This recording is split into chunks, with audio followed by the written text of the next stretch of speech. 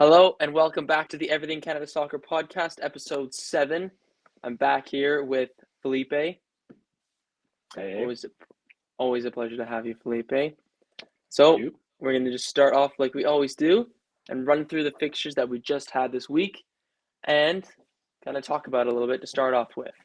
So we're going to start with the Canadian Premier League, get that out of the way because there wasn't that many games this weekend. Not every team played, bear that in mind. From the last time we talked, not Saturday, that's when Cavalry and Halifax played. Thursday last time we talked, or whenever it was released Friday. We always record on every Thursday, so I always get my days mixed up. But Saturday, Cavalry ended up beating Halifax Wanderers 1-0 through Arabam Pepple and his first goal for the club. First goal for the club, am I right? Second goal. Second goal. Where was his first one? No. Sorry, his first was against York, wasn't it? Right, yes. So second goal ever for Arabam Pepple, and he's on a little bit of run of form.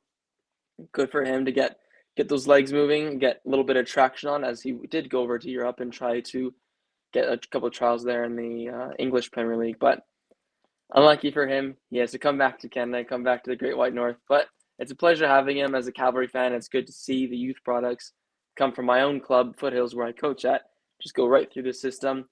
And that's what it's meant to be. That's what the Canadian Premier League is meant to be. It's meant to be a development league to help those youngsters develop and blossom into and just have a career in the sport. When I was a kid, that just wasn't even a question, or that wasn't even an option at all. In Canada, we never had anything like that. But it's fantastic to see that again. After that, we had to wait. Oh, sorry, go ahead. No, I was gonna say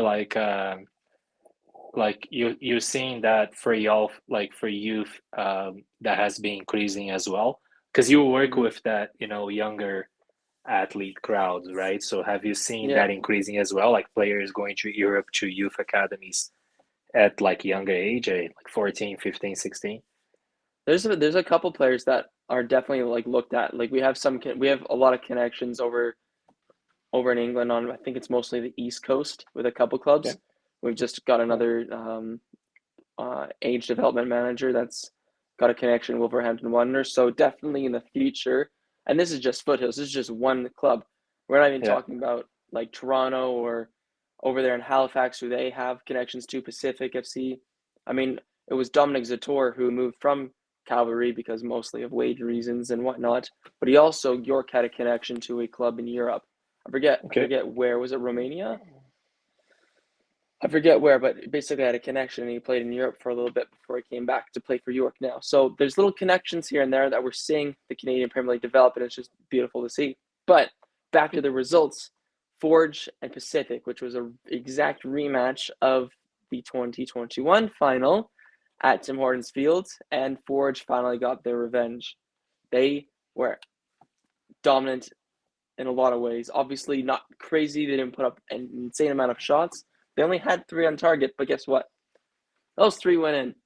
So Forge has just been ruthless recently. They've come from the bottom of the table when they had more injuries, and now as they're starting to get those injuries back, they are punishing teams. And I'm very surprised to see Pacific kept off the scoreboard. I'm not sure. Did you catch the game, Felipe? Not Forge and Pacific, no, but I watched the highlights and I did watch the stats too, and it did look like pretty clear, like superiority from Forge. They definitely been superior the whole game.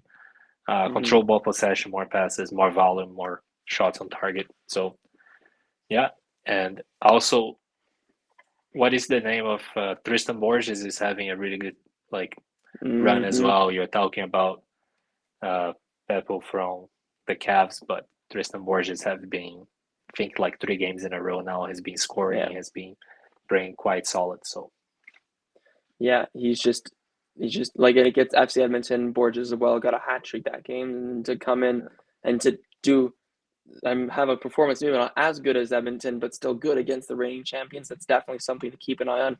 Don't be surprised if you see Borges try and get over to Europe again, because he was the first player from the CPL in the first season. After that whole first season, winning the league and everything, he played a massive part in that, scored so many goals. I think he was the top goal scorer that season, if I remember correctly. And he was immediately sent over to Europe. And then we've talked about it before, a bunch of coaching changes and everything. He's kind of put on the bench, but we brought him back, and he's still just the same great player. He took him a little bit because he came back last season, but he's come back and he's looked stronger than he's ever had him before. But moving on from that fantastic result from Forge, we go to the Atletico and York United game, which ended in a 0-0 draw. I'll be honest, I didn't watch it, but Good for you. I don't watch 0-0 games. I haven't watched too many. Mostly just I just end up flipping through my phone if that's the case. I can usually tell if it's a 0-0 game, but Yeah. I mean at least there was excitement at the end with 2 red cards, and that's Drew Becky's, who's I think it's the brother of Janine Becky on the Canadian women's side, that got a red card. I think it's the second this season. The first one was controversial, I know, because Janine Becky went to Twitter right away and had to go at the CPL refs. But also Cedric Toussaint, if I said that name correctly, he got a red card as well at the death. But not much in terms of goals, but definitely in terms of excitement at the end. At least if you went to that game, at least you were entertained, right? Yeah, I guess so. I mean, if you like, yeah, if you like red card scraping, Yeah. I don't know, I no don't know. goals. Yeah, no But goals, no exciting. Yeah. the other match on Tuesday was definitely more exciting. I did watch the second half of the match, Yeah. like briefly. Did watch the highlights too, and Yeah. yeah, so Man, Edmonton. It's the same thing every week. I'm gonna stop. I'm honestly just gonna stop talking about them because I just don't care anymore. Like yeah. again, you have a lead, you have it for 40 minutes, 43 minutes, and then you let them score 2 goals in 6 minutes. Like this Edmonton team is so fragile. You even had more shots on target. And it's just they just never keep the ball. I think that's part of the reason why. Like if you look at the metrics here, we have 61% possession to 39 in favor of Halifax. So you might be able to score a goal, but if you can't keep the ball at any point in the game, then of course the pressure is going to mount and the goals are going to come in. Edmonton struggled this season to have any sort of quality on the ball. And unless something has got to change in that midfield area or in the style of play that they have, because they're just shambles. I mean, no one wants to go watch a team that's 0-4-7. You know what I mean? Yeah, and I mean, like looking at numbers, like their problem is defense, man. You know what I mean? Like Mm-hmm. they can hold their line for 90 minutes, and that's their problem. Because if you look, they score more goals than York the whole tournament so far, or the Yeah. whole league so far. They had probably Mm-hmm. the same amount of goals, like looking right now. They have the same amount of Yeah. goals as Halifax. They have more goals than Forge. No, sorry, no, I'm wrong. I'm wrong. They have same Mm-hmm. goals as Halifax, more goals than York, and 1 goal less than Atletico, that's third, and they're Yeah. dead last, right? Meaning Yeah. that they let 22 goals in, which is more than any other team in the league. Meaning that their their goal is it's a minus 12, overall Well, goal advantage. So yeah. it's almost like I feel like their problem is the D. Like they can definitely score. Mm-hmm. That's of course, they might even be able to score better if their defense is more effective and they actually know what they happen. Their Well, second halves are awful, awful. yeah. Well, exactly, because that's where they always collapse. They always have a Yeah. decent start and then they always collapse. But if Some you say look they at can hold the 90 minutes. Yeah, well, if you look at the sixth and seventh position, if you combine their goals against, it's the same as Edmonton's. They have as worse of a goal difference as 2 teams that are just above them. So Yep. I don't know, man. Like if we even look back to last season, they weren't this bad. Like they end up out of 28 games, they got 28 points, which is okay. You got about as many goals, or sorry, not as goals, but you got about as many points as you have games. Which, and if you're looking at Premier League and leagues with when there's 38 games, like a full season of 20 teams or whatever it is, 38 points will usually keep you in the league. It's just above that relegation form. So if we take that same statistic, FC Edmonton would have been relegated 2 seasons, or sorry, if we count the Island games, 3 seasons in a row. So it's hard for a league to grow like that when there's a team that's just that bad. You know what I mean? Yeah. I mean, like So it's it's you know it's the league should be able to sell it the team or to new owners and even might be open for relocation. It's quite sad because Edmonton is a large market in Canada, so they should have their own team.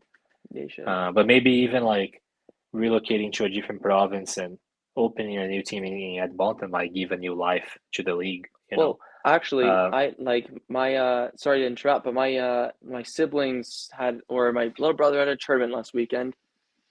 Sorry, this was 2 weekends ago. My little brother had a tournament there, and my little sister. Oh, this was last weekend. Sorry, my mind's everywhere. And my little sister was supposed to play a game at Edmonton, just one game because they're a traveling team. And the games were played right by Clark Stadium, or at least they were in that area. And they looked at it's right by Commonwealth Stadium, which you think, oh, it's the CFL team. It should be a nice area. Well, apparently Clark Stadium right beside it, there's like just in that surrounding area, it's like really run down, really like kind of low cost living area. There's a lot of like homelessness in that area, which obviously it's an unfortunate situation, but at the same time, people don't want to go in areas that are like that to a game. You're yep. not going to bring your 4-year-old daughter to go watch a soccer team play, no matter what the price is, if it's in an area like that. Like, you're not bringing your kid there. Like, the surrounding area just isn't fit for sports really at all, Yep. which is really poor to hear. Yeah, it's not good to hear. Yeah, but on the good note, since this is something quite sad, we missed last week, but Saskatchewan announced the stadium Yeah. releases for the new club in the CPL, and it Mm-hmm. looks like quite nice. You know what I mean? It looks like it will be a Yeah. solid project. I definitely want to see it coming out of the paper, but at least on Mm-hmm. the paper, online, it looks like it will be a solid project. And it is a cultural city. It's a city that Mm-hmm. has, sometimes it's left out from a lot of traditional teams and leagues in Yeah. sports in Canada. So I feel like they will embrace the club in a way like Yeah. Halifax did. Oh So yeah. I Yeah. Halifax is doing great. so I have higher expectations for the fan side of things. But yeah, no, it's quite cool Well, to yeah. look at the images.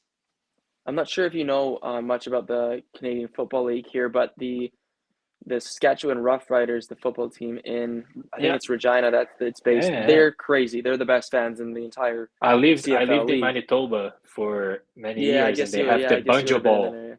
which Yeah, is the yeah, Bombers against the Rough yeah, Riders, yeah. and But you like get the Rough like Riders that's what we fans. need. Like that Yeah, yeah, Saskatchewan Winnipeg rivalry is going to be yeah, a good one, you know. yeah, yeah. And but even though it's Saskatoon, so it's not quite Regina, you're gonna have the same type of people there because it's very. Absolutely. They're not. I don't think they're that far away, are they? Saskatoon and Regina. I It's a can't. couple Oh, hours, like yeah, but it's yeah, not it's kind of like like Calgary, and it's Edmonton. probably Calgary, Edmonton. Yeah, it's not a huge Yeah. difference. They're So I both think small that's absolutely places, but fantastic. yeah, they're both small places, so I think they both will embrace as kind of like a province team, Yeah, but you it's know? like small and like together sort of thing, like Halifax Yeah, and Vancouver Island. Like it's tightly knit for the most part. Like I lived yeah, in Nanaimo and Campbell River for a little bit of time, and like small city, but everyone like knows each other or knows about each other, and you can come together and have this great sense of community. And hopefully that Saskatoon can build something along with Windsor as well, who released their renderings for their stadium. That's the old commissioner David Kleinetchen who's spearheading that with a couple Windsor, investors. Ontario, you mean? Yeah, Yeah, like yeah, Ontario, which I think is like fantastic to get another team yeah, in because huh, there's the population there's so much. That's where soccer is in Canada at the yeah. moment, along with Vancouver. So Bordeaux, Detroit, just across the yeah. bridge. Uh, Oh man. but yeah, no, like that's definitely a good place to have for sure. Yeah. Of course, like I would love to see a team in Quebec, right? Like that's Yeah. I feel like Quebec City would be really cool, but there are other places in Quebec province, or even like, for example, like Newfoundland would be a cool place to have, right? I don't know. Oh I just yeah. found that St. John's or something like that. I just found it like it could expand more, but especially Mhm. for that fan mentality, like they don't have an NHL team, they don't have sometimes even a minor league baseball team, they don't have Yeah. we have even WHL and other hockey leagues in Calgary, and maybe Yeah, those smaller markets don't have access to not even that. So having a football, it brings fans that sometimes are not even interested on the sport. They're going for the yeah, entertainment, and they ended up yeah. liking it, and they keep going it, right? So they get new fans, they get actually new adopters, right? Which is pretty cool for the league.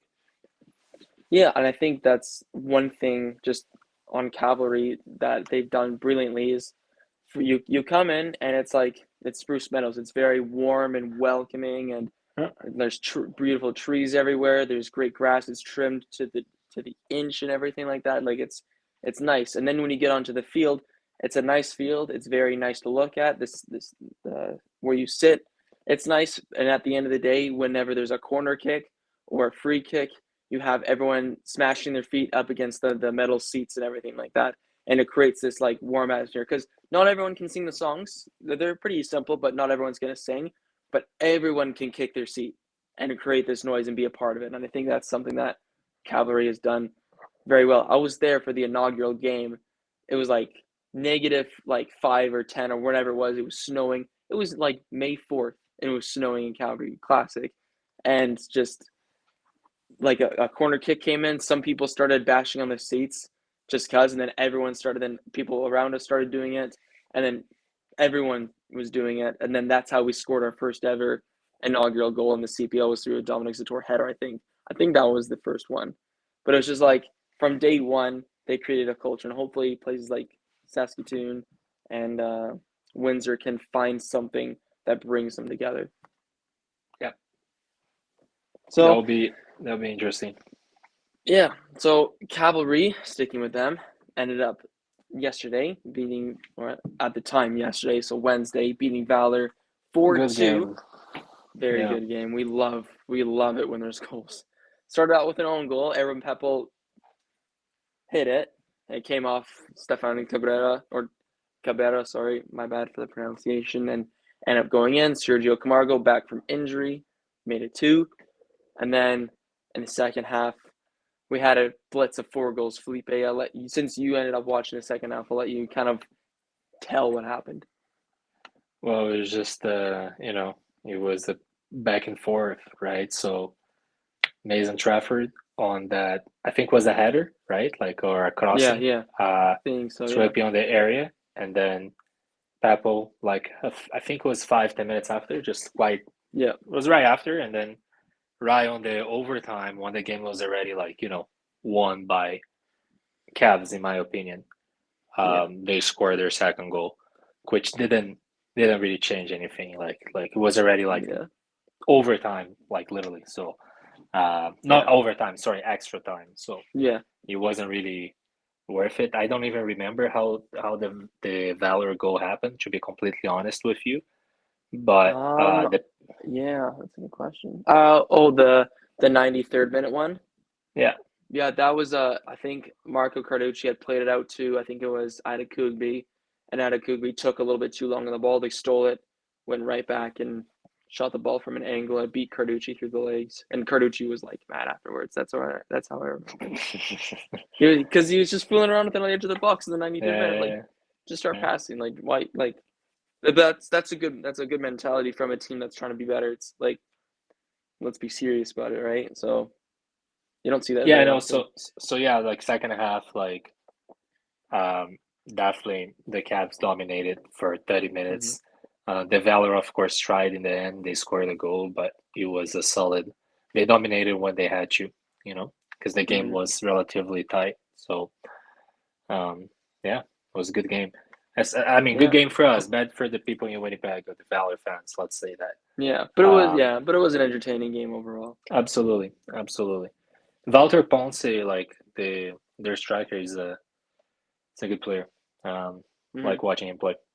It was my first. I like it, saying I like watching him play. It was my first time watching him play. Right? It's just Yeah, I yeah, yeah. enjoyed watching him play. So that was a good side for me of Valor. All right, Jonathan perfect. Sirois is not having a season this year like he was last year. Yeah, Um, it's kind of yeah, it's very mixed. It's like some games it's like he's a star, and then some games it's like that Camargo shot. I don't know yeah, how you yeah, have beef on that. exactly. It Yeah, was like just Camar confused me. was a nice goal for Camargo, but it was Yeah, not that strong. Like he could have tried to grab that. But yeah, I don't know. Like he had a really good season last year, right? yeah. But Mm. I don't think he's gonna. I don't know if he's gonna maintain the Golden Glove. Yeah, Trafford I also don't. it's in um a bad path like recently too. Yeah, Trafford is the name of the one for, not Trafford, sorry. What's his name? Irvin, the one for yeah. Pacific. Pacific.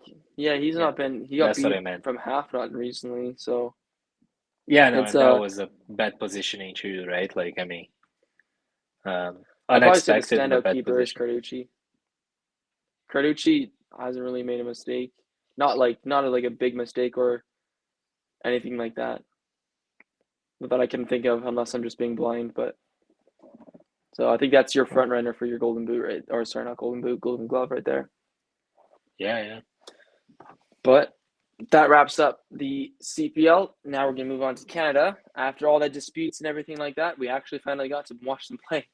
Finally, I'm sure Davies was very happy that they're now talking and getting all that garbage dealt with, and to show his gratitude for us like getting on with playing games. We smashed Curacao. I can't pronounce that name. Curacao, yeah, Curacao. Yeah. 4-0, However, yeah, right? yeah. You We got beat it them right. 4-0. I said it was gonna be 5-0. I got it wrong. You got it right.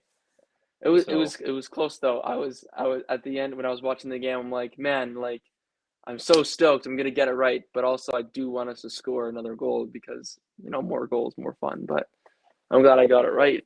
Anyway, Alfonso Davies on his return to Canada got a brace, which is funny. I'm not sure if you noticed, but when he took the penalty, they showed a clip of him asking Kyle Larin for the ball because I think usually Kyle Larin takes those, or at least Kyle Larin grabbed the ball, and Alfonso Davies went to him and says, "I'm home. Let me take it." He says, "I'm home" because that's where he played, right? Like, how are you not going to let Alfonso Davies take the penalty where he made his name? You know, sure. Yeah. so it's Uh, kind of funny to see that. yeah, it's so nice until they lose it. Like if you here's the thing, right? Like coaches usually like to have our specific penalty taker if they're on the field. Uh, that person is the taker because that's what they practice for it. Mm-hmm. So they don't want to see any like the player should be selfish enough to let the other one do it. But of course, if it's a match that you're already winning by an X amount of goals, you know what I Yeah, mean? Like you can be nice enough to say, "Hey, I'll let you take yeah, it," right? So I yeah, think that's what happened there. Um, probably. yeah, it was kind of like a health exchange. But yeah, no, I mean, domination like expected. Um, Mm-hmm. of course, it is not the kind of challenge we wanted pre-World Cup, but it Yeah, is what we can have as of now. So it's yeah, better than nothing, you know what I mean? It's better than nothing. Because even the friendly but against yeah, Panama is more challenging, right? Like than this yeah. Nation Leagues game. So Yeah, I don't know. Nations League and the CONCACAF doesn't really make much sense to me, but hey, what are you gonna do? yeah, It's it is your what it is, right? They're having that in every continent now to yeah. get more national teams game, which I can understand a bit. But Mm-hmm. it needs to be more organized. Talking about Yeah. organization, we can go to the second game, which Yeah. there was no organization at all. It was a Yeah, it bit of a was a mess. shambles. It's kind of funny because we barely it was possession was pretty close between us and Curacao in the first one. And obviously we had way more shots, but in this one we dominated possession and like only had the same amount of shots, which is kind of like a little bit odd.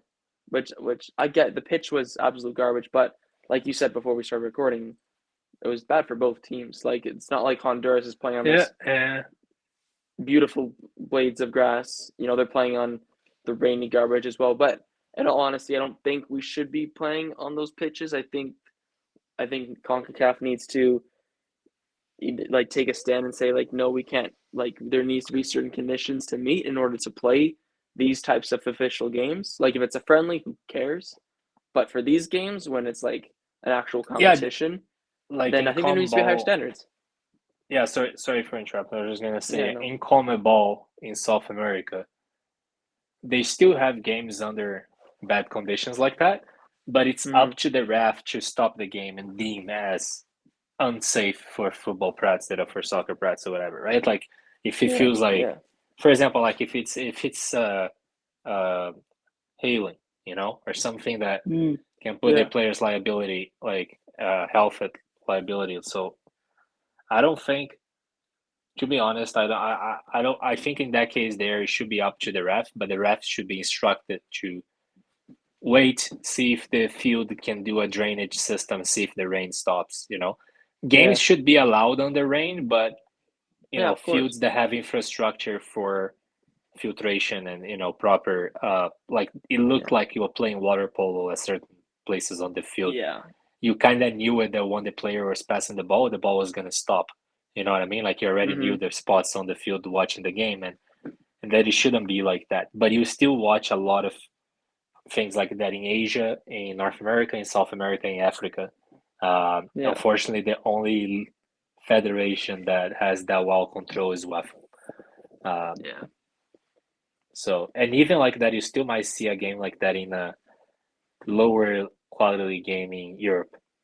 Two yeah, smaller national teams that are not top 100 in the world kind of thing. So yeah. you still might see bad conditions.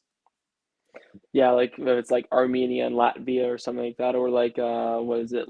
Not Lithuania. Oh, even maybe Lithuania, but like Yeah, Estonia, Liechtenstein and all that Lithuania, stuff. Latvia, all of Estonia, those. like those small ones. It's like, well, you could Yeah, kind of like get it, but I think for I think in order to grow CONCACAF and get better, I think they need to definitely evaluate the referees because if it's the referee's choice, let's say it is the referee's choice to end that game, maybe the pay structure means he has to play the game or the game has to go on for him to get yeah, paid.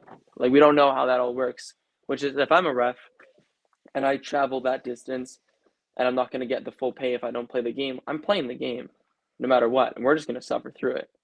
So yeah, just because CONCACAF doesn't have the money like we were talking about before to invest in referees like UEFA or even yeah. I'm Yeah, not sure I about think CONMOBOL, that but it's probably similar. that is also standards, right? Like there are, it's not every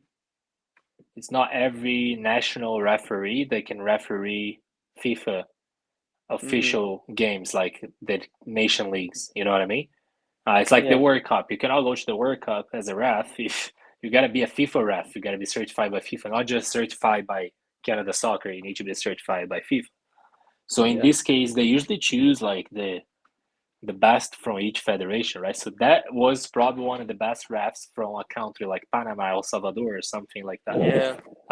So if that's one of the best of the best, it's horrible. you Yeah. know, It's training that's needs sad. to improve. Not just payment needs to improve. Training needs to improve. VAR needs to be included, and it needs to be well done, and that requires money. Yeah. For that, because it requires educating the refs and creating a team for VAR and etc. Mm-hmm. It's not just Yeah. putting the cameras Yeah. on the field. You pay for an extra four, like a double Four, the amount yeah. of reps.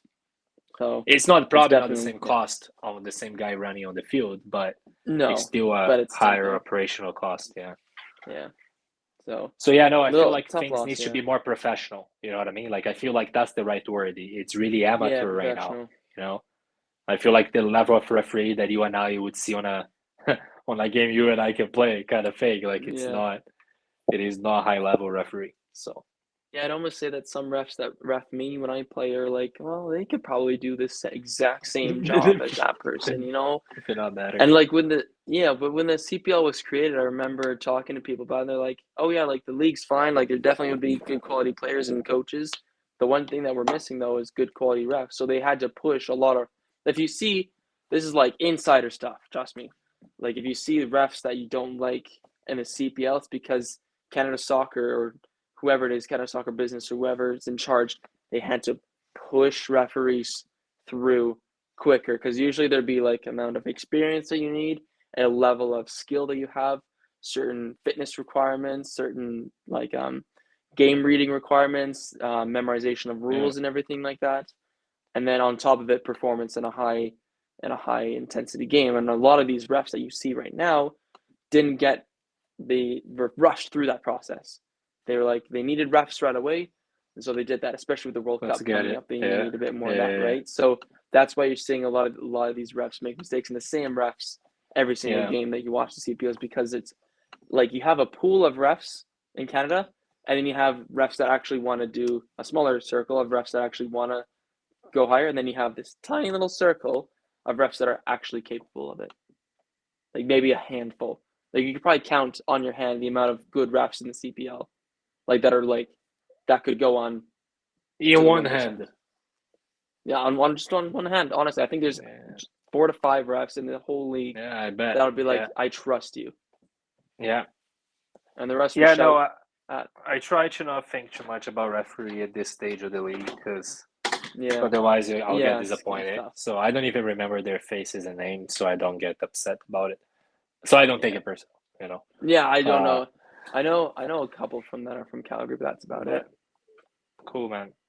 And well, we're talking about national team, right? So going a bit to the younger crowd, I think there was a call up for the U20, for the CONCACAF U20 qualifier. I think it's for the there will be a U20 World Cup eventually. So because I know Brazil is playing right now the South American qualifier for that. Yeah. And I think the CPL had 6 or 7 players. No, 6 players. 6 players go. Yeah, like Low Right from York, which I really liked watching him. A few games I watched from York. I think Absi from Cavalry was one of them. Yeah, Absi from Cavalry, Habibullah from Pacific FC. Right. I thought Habibullah wasn't he Forge? No, he's on low and on wrong. Pacific from the Whitecaps. Right.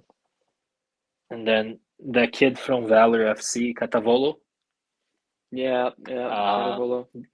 What are the other 2 ones? Oh, I think there was They're from Forge, right? Yeah. Maxwell Pepcraft. How many was there? 1, 2, 3, 4, 5, 6. No, Dino Bontes and Kwasi Poco from Forge. Those are the other 2 missing. So there are 6 of them total for the. Right. Yeah, 6 of it's them good. total. It's good to see these players. U20. It's good to see these players get their chance.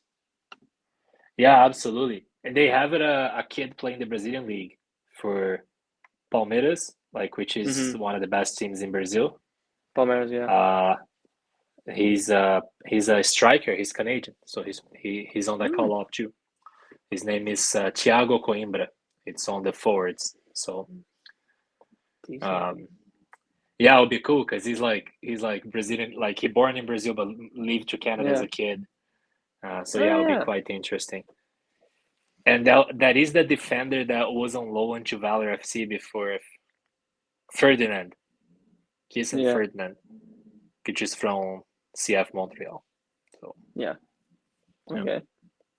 Along with former on the kind of topic of just lastly before we end, the last topic of a former Canadian youth international is what's his name, Absi from York United has now been transferred over to what's that? Pau FC. Second division in France, for a fee of 50,000, but York United will only be receiving 26,500 euros. Don't know what that is in dollars. For any of you guys that want to check that out, 26,500 euros, and plus 25% of any future transfers that Absi is a part of. So if Absi gets sold for $1 million, let's say €1 million to a small Premier League club, which I don't know what his ceiling's like, then the York United would receive 25%, which would be 250,000. Which 26,500 for a league like us is a lot of money, because we can either. I don't think they'll be reinvesting that into other players. I think they'll be reinvesting that into the club itself, because it's a development league. You're trying to take young players and force them through into, like I talked about at the beginning of this, and force them through to Europe, just like Absi's had. And all good luck to Absi. I hope he does really well and creates a name for himself over in Europe. He's still only 23. So, and I mean, he was having a good season so far. Quite active on the offense side of the field for for a left back that's that calls a lot of attention, especially if you're able to hold it well on the defense as well. So you're able to do Hmm. both sides of the field, and he was able to do that. Let's see how he performs in Europe. Second division in French. And we've seen that with a few players going to second division in Belgium and things like that, and that's where they start and eventually build Yeah. their careers. So I think it's a good place to start. Oh Um, yeah. and yeah, like definitely a player to watch out and for us to cheer for in the Hmm. future. Uh, Well, I think that's also a if you think about it, obviously the second division in England's a lot better than the second division in France, but it's same sort Second of division in like think England is about it better like that, you than know? it's better than first division in Portugal, in my opinion. Like Really? second division, oh yeah, absolutely. First division in Portugal, like you take two teams and that's it. Now you take Before the top 10 from the championship and you put to play against the top four and top 10 from the first division in Portugal, the championship teams will beat them. I would The s- only I don't, teams in Portugal, Benfica, Porto, and Sporting, sometimes Sporting, they will be able to play championship teams. Even Braga, that sometimes goes to Champions League, mhm. Braga is a championship level team. Yeah, that's interesting because it wasn't because right before last season, Portugal was the fifth best league in Europe. They actually bumped the French league down to sixth up until Messi came, and that bumped it up to fifth I don't again. know, Pumped bro. I've The watched like Portuguese league is the sixth best league in the world. I don't know. I don't. I disagree to you. I think even the Brazilian league is better than the Portuguese league. With all the respect to the Portuguese Really? league. Oh yeah, Shoot. I'll take the Brazilian champion all day to play a match against any European club Mm, against the Portuguese champion. With all the that'd be an respect, interesting. like we've seen Mourinho Mm, doing a phenomenal thing with Porto back in the early 2000s, and yeah. that's it. Maybe Benfica put up a couple competitive teams here and there.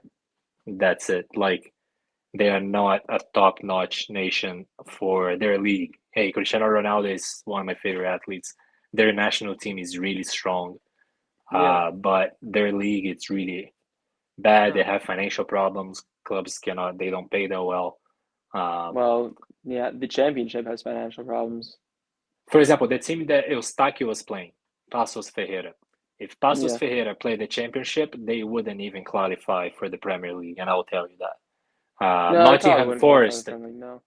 which Larea, talking about that, Spence is back, like the right back that Yeah.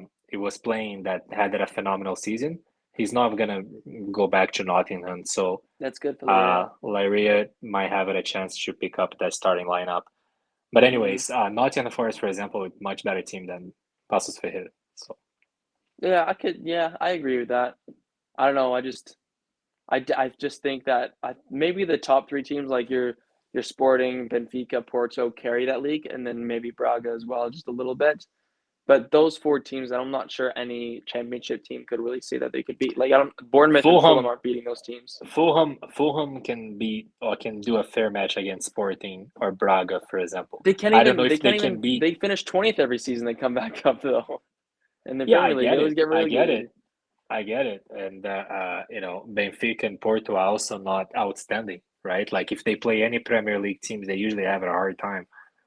Yeah, So but I'm yeah. To talking be fair, about they the, are the playing difference of Liverpool Premier City, League. but It's really different. I'm not compared to the French yeah, league. I'm compared to the Premier yeah, League. The Championship, in my opinion, it's much higher. Like, cause I watch quite a few games for the Championship sometimes, and I know that like the standard, it is high yeah, football.